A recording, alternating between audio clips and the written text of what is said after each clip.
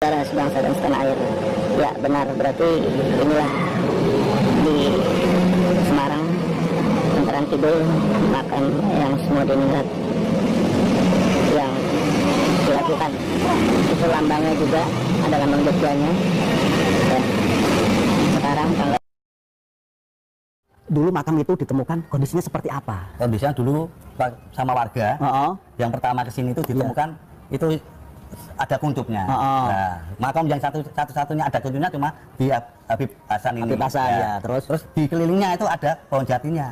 Nah, orang dulu tidak tahu namanya.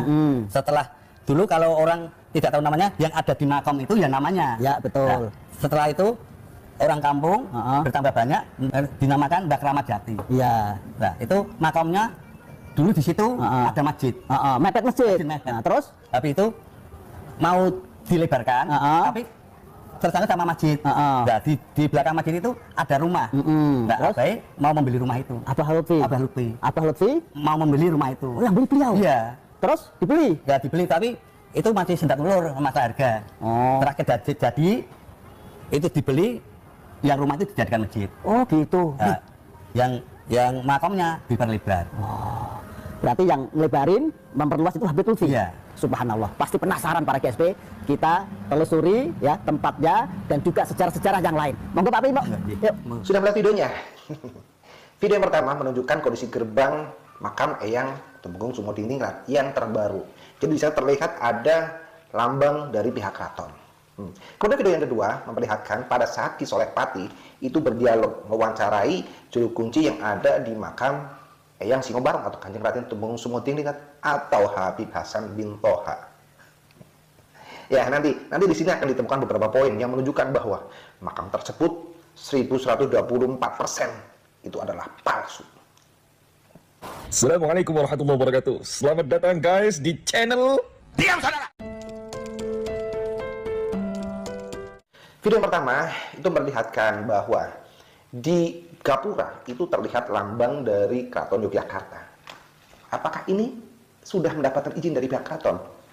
Karena menggunakan lambang keraton itu tidak boleh untuk main-main. Jadi ada komposisi warna, komposisi logo dan sebagainya. Itu tidak boleh sembarangan. Maka harus ada izin dari pihak keraton. Itu yang pertama. Kemudian yang kedua, pada saat Ki Soleh Pati berdialog mewawancarai juru kuncinya, di sana semakin terlihat asal-usul makam yang ada di Semarang ini.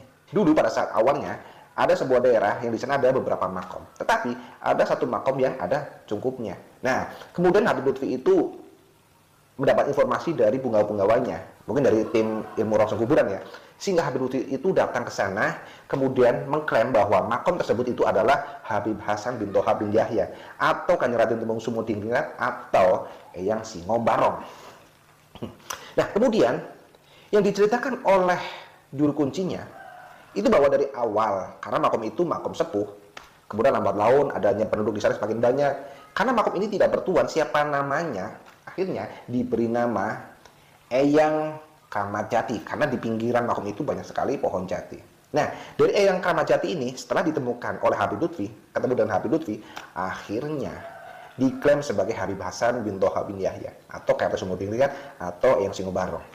Dan lebih anehnya lagi, diceritakan pula bahwa dulu di sana ada bekas masjidnya, bekas musola, dan di sana ada sebuah rumah. Nah, kemudian karena Habib Lutfi itu ingin melebarkan makom, kemudian ingin mendirikan masjid, maka rumah yang di sebelah makom itu akhirnya dibeli oleh Habib Lutfi.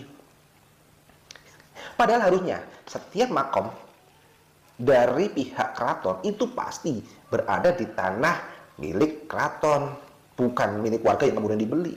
Dari sini sudah terlihat bahwa ini bukanlah makam dari pihak keraton. Karena di Keraton Jogja itu jelas manuskripnya ada, data-datanya ada, bahwa Kanjeng Raden Tumenggung Sumodingrat atau Eyang Singobarong ini dimakamkan di Jejeran, di Pleret, Bantul, Yogyakarta, bukannya di Semarang. Kalau Semarang ini malah tanah beli keluarga, itu tidak masuk akal. Karena Eyang Tumenggung Sumodingrat ini adalah seorang tumenggung dari keraton, maka dimakamkannya itu pun di komplek tanah keraton. Paham ya? Nah, kemudian juru kuncinya pun itu tidak mempunyai kekancingan. Padahal seharusnya ya, setiap orang yang menjadi juru kunci makam dari pihak keraton itu pasti akan diberi kekancingan surat tugas sebagai abdi dalam yang mengurusi masalah makam. Nah, kalau yang di Semarang ini tidak punya, maka bisa ditarik kesimpulannya. Yang pertama, dari lambangnya, apakah sudah berizin, sudah meminta izin kepada pihak keraton, atau memang resmi dari keraton. Kemudian yang kedua, tanahnya itu bukan di tanah milik keraton, tapi tanah warga yang dibeli oleh Habib Lutfi. Kemudian yang ketiga, juru kuncinya ini pun bukan juru kunci yang mendapat kekancingan, yang mendapatkan tugas khusus dari pihak keraton, melainkan orang biasa, warga sekitar. Ya, bahkan ada video yang lebih panjang lagi, diceritakan bahwa setiap Habib Lutfi datang ke makam itu, warga sekitar seolah tidak menanggapi, malah enggan untuk bertemu dengan Habib Lutfi. Ya tentunya karena mereka itu paham bahwa makam Eyang Kramajati itu diklaim menjadi Habib Hasan bin Toha bin Yahya, dan diklaim juga sebagai KRT Sumodiningrat atau yang Singobarong. Jadi penduduk di sana enggan, fakta bisa dicek lokasi. Artinya di sini semakin memperlihatkan kan bahwa makam Kanjeng Raden Tumenggung Sumodiningrat atau yang Singobarong atau Habib Hasan bin Toha bin Yahya itu tidaklah benar. Itu tidak benar. Dan dari sini bisa terlihat bahwa dalam semua ini, dalam adanya makam Habib Hasan atau Singobarong itu adalah Habib Lutfi. Beliau sebagai dalangnya. Sudah jelas ya? Oke, mari kita jaga negeri ini dari tangan-tangan orang jahat seperti mereka. Para pencuri makam, para pencuri nasab.